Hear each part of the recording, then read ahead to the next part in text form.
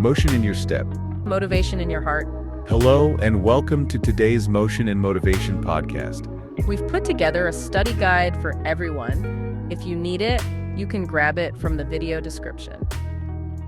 All right, so have you ever wondered what makes Amazon tick? Like how to go from, a little online bookstore to basically, the everything store. Yeah. And today we're going to take a deep dive into that story. Yeah. Using Brad Stone's book, The Everything Store. Great book. I think it's going to be a pretty wild ride, so buckle up. Yeah, and it all starts with, a curious kid with a screwdriver. Okay. Jeff Bezos, right? At 3 years old, decides his crib, it's better taken apart. Wow. Not just a kid being a kid.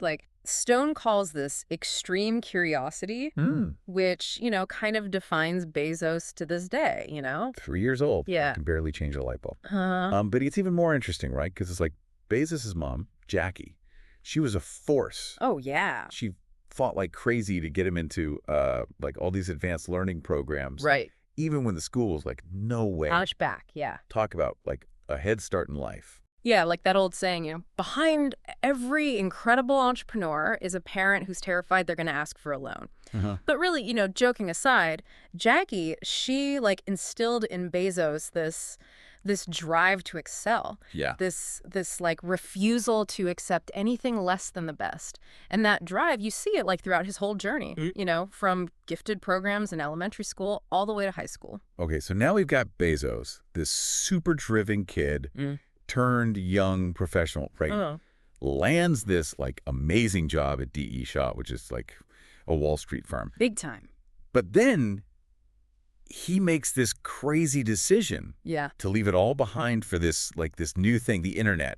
What was he thinking? Right. This is 1994, right? Yeah. The internet, it was the Wild West. People, they were just starting to, wrap their heads around its potential. Yeah. But Bezos, he saw it. He saw that online bookselling, it was clunky, it was unreliable, and it was totally ripe for disruption. He bet big on this idea that people, they would totally embrace a smoother, more reliable way to buy their books online. So he quits his job.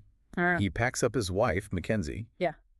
And they embark on this cross-country road trip to Seattle. Wow. And they're making decisions on the fly. Really? Stone even mentions that they told their movers to start driving before they even had a destination. No way. That's serious commitment. That's classic Bezos, right? Decisive, action-oriented, and maybe a little terrifying if you like to plan things out. Yeah. This just shows that move fast and break things. Yeah. Philosophy that became what Amazon was all about in the early days. And break things they did, right? Yeah. Picture this. Okay. Amazon's first headquarters. Oh, right. Bezos's garage in Bellevue, Washington. Not exactly like the fancy headquarters they have now. Definitely not. Those early days, they were chaotic, right? They were recruiting people based on their SAT scores. Yeah. Talk about a high bar. Yeah. Stone, he talks about how everyone, Bezos included, right? Pulling all-nighters, packing boxes, just racing to keep up with all the orders. Sounds like pure hustle. Yeah. Was there ever a moment, you think, where Bezos doubted his decision? Or was he always convinced that this garage operation was going to be something huge? Bezos, he always had his eyes on the horizon. Stone paints this picture of a man constantly looking for a bigger office, always a clear sign that Amazon was growing fast. Right. Even in the chaos, Bezos never lost sight of the big picture, building an empire one book order at a time. Wow. Okay, so we've got Amazon exploding in popularity, right? Totally. But they're outgrowing garages faster than Bezos can rent them. Yeah. But it wasn't just about scaling the business, right? Right. Bezos, he was laser focused on building a specific kind of company culture. Absolutely. Stone, he uses this phrase, he calls it a culture of metrics. Everything was measured, everything was analyzed, everything was optimized. Bezos, he was obsessed with efficiency. Yeah. But not just for efficiency's sake, right? He believed it was the key to a seamless customer experience. And this is where those infamous Bezos interview questions come in. Oh, yeah? It wasn't enough to be smart, right? Right. You had to think like Bezos. Who had to? Stone gives that example of the gas station question. Right. How many gas stations are there in the United States? Yeah. Seems random, right? Totally random. But it's about, problem solving. Bezos, he wanted people who could take like a huge problem, break it down into smaller, solvable parts. Okay. He was looking for people who could handle like not knowing all the answers, think on their feet, and come up with like creative solutions, even with like not a lot to go on. And this wasn't just some, like, HR experiment. Like, Bezos was super involved in the hiring process, even back then. Oh, yeah. Like, he wasn't afraid to be demanding to set the bar crazy high. Yeah, totally. And that intensity, that like relentless drive, to be excellent, it just like went through the whole company. Stone talks about how Bezos was like, packing tables, revolutionary idea. And it seems simple, but it shows how Bezos focused on like even the tiniest things, always trying to be faster, smoother, better.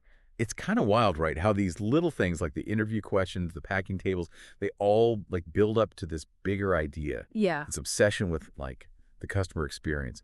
But was there a downside to this like crazy pace? Well, Stone, he doesn't shy away from the harder parts of working at Amazon back then. Long hours, tons of pressure, and like Bezos's management style, let's just say, he was direct. Yeah. He was known for his Jeffisms, these like blunt, sometimes harsh phrases like, why are you ruining my life? Yikes.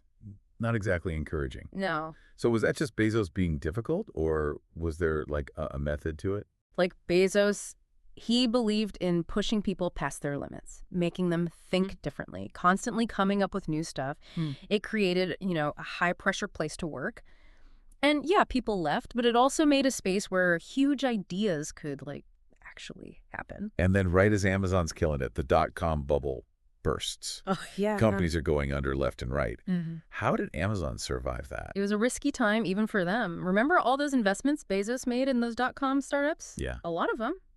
Gone, just like that, costing the company millions. So they're losing money, the market's crashing. What does Bezos do? He goes all in. Stone makes it clear, like, Bezos never stopped believing in what he was doing. He believed in the long game, Okay. in the power of online shopping to, like, change everything.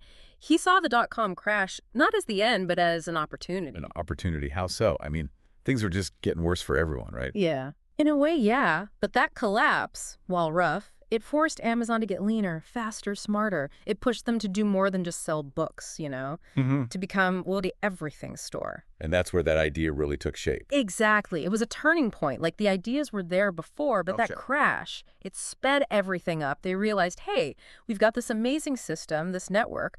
Why not use it to sell, well, everything? And they were not afraid to jump on chances, even ones that came from other people's problems. Like, take that Toys R Us partnership, for example. Oh, yeah, classic Amazon, right. Seeing a competitor struggling and going, hold my beer. Toys R Us, they were having a tough time online. Their website, a disaster, customers frustrated. Bezos comes in and says, hey, we'll handle your online stuff. Such a power move. Right. Amazon, they got experience in a whole new market.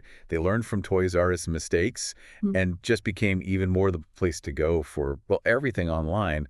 But now it wasn't just books anymore, right? It was about becoming the everything store. For real. So we've got Amazon, right? They made it through that dot-com crash, and not by playing it safe either. They went all in on this whole everything store idea. It's crazy how that worked out for them. I know, right? But there's this whole other part of the Amazon story that's just as important. The rise of Amazon Web Services, AWS. Oh, yeah. It's kind of wild to think about now. Yeah. But this huge tech thing we use for like all sorts of stuff online. Right. It actually started as an inside project, like just for Amazon. Sounds crazy, right? But that's what Stone lays out. Amazon, they were having growing pains big time, trying to like keep up with their own success, Yeah. But instead of just patching things up, Bezos, he tells his team, we're building something bigger, something that can handle anything we throw at it. And not just for us, for anyone who needs it. So basically, their way of dealing with growing so fast Yeah. ended up creating AWS. Exactly. It's like Bezos was always thinking, like 10 steps ahead. Oh, yeah. He didn't just want to fix a problem. He wanted to create a whole solution, something that could change, like an entire industry. And he was super hands-on with it, too, especially with S3, the simple storage service. Stone tells this story, this Keystone Cops thing. What's that? So Bezos is, like, freaking out because one of the engineers suggests, like, we'll figure out the scaling for S3 after we launch it. Wait, seriously? Yeah, and Bezos loses it. Wow. He's like, S3 needs to be able to handle infinite growth from day one. He even said he didn't want some clown car approach where they just keep, like, shoving more resources in as they go. That's intense. Right. But it shows you, Bezos, he's not building for today. He's building for a future with, like, limitless possibilities. It's that mix of, like, seeing the future and planning every detail. Yeah. That seems to be a big part of how Bezos operates. Totally. And speaking of meticulous planning, there's the Kindle. Ah, yes. That wasn't just some random product, right? No. It was like Bezos' fascination with the whole digital world finally coming together. Stone actually makes this connection. He says that Bezos' early interest in the Rocketbook, like one of those first e-readers, it kind of led to the Kindle. Interesting. But Bezos wasn't content with just making another e-reader. He wanted to, like, completely change the game. And he waited for the right time. Yeah. It wasn't about being first. It was about being the best. Absolutely. That Kindle project, it was top secret.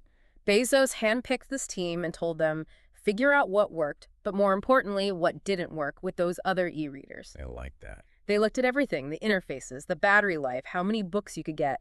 They wanted to solve every single problem. So that whole thing of, like, a perfect customer experience, Yeah. but for digital reading. Exactly. The Kindle was sleek, it was light, easy to use, and had that e-ink display. Easy on the eyes. And let's not forget WhisperNet. Oh, right. Huh. Amazon made their own network just for the Kindle. So you could, like, download books super fast. It was a game changer. But even a game changer can have controversy. Like, remember all that stuff with ebook pricing? Oh, yeah, the ebook wars. Bezos, he wanted to make those ebooks affordable, even if it meant going up against the entire publishing industry. Wow. He slashed prices, and the publishers, they were furious. They saw it as a threat to their whole way of doing business. Such a bold move. It just shows, like, Bezos was willing to shake up a whole industry to get what he wanted. He was playing chess while everyone else was playing checkers. Totally. Yep. And as controversial as it was, it worked, right? Totally. The Kindle, with all those cheap ebooks, it changed how people read. And for Amazon, it just made them even stronger in the book world, only now it was digital. So we've seen ambition, innovation, and this, like, drive to shape the future. It's a crazy story. From a garage to, well, what Amazon is now. Alba. Books, then cloud computing, then digital reading. It's a lot. What stands out to you? What's the most amazing part of this whole Amazon journey? You know, for me, it's just how bold Bezos was. He could see these chances that nobody else could, or they just ignored them. He challenged everything, pushed the limits of what you could even do. And sure, maybe he wasn't always the nicest guy about it, but you can't deny he's had a huge impact. He has. It's a legacy of new ideas, of changing things up, and always trying to make the customer happy. But it does make you wonder about power, right? And what happens to stores in the future. And like, what role does technology play in our lives? Exactly. So next time you're on Amazon buying something, think about everything that went into building that empire and what it means for all of us going forward. This deep dive into Amazon, it reminds us that sometimes the most incredible journeys, they start in the most ordinary places. If you enjoyed this video, don't forget to hit the like button and subscribe. That way you won't miss any of our updates. Also, if you think this video could help others, please share it with them. Thanks for watching and for your support.